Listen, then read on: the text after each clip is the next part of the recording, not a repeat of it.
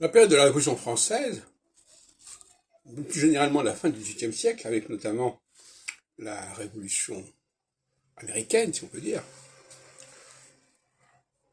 doivent être analysées au prisme de ce que j'appellerais un retour aux fondamentaux, avec la notion de constitution.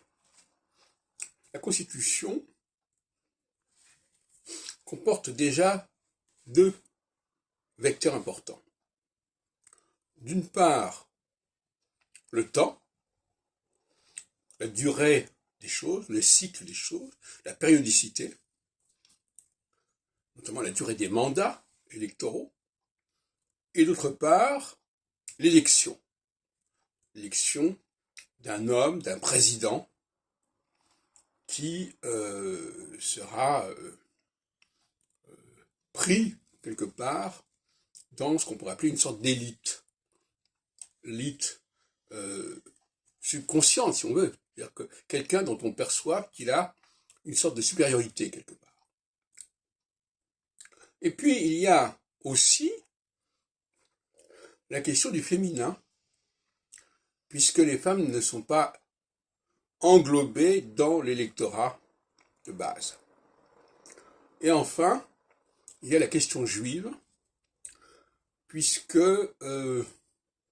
les juifs sont réintégrés en tant que citoyens dans le royaume de France, sous Louis XVI, à la suite d'ailleurs du mémoire de l'abbé Grégoire.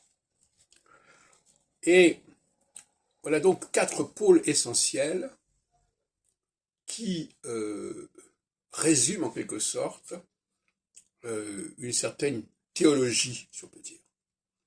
Alors une théologie qui s'oppose à la théologie chrétienne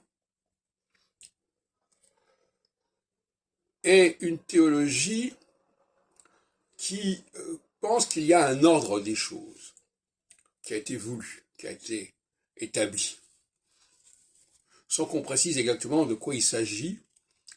Une théologie en tout cas qui implique une forme de transcendance tout de même, mais qui n'est pas la même transcendance que celle du christianisme.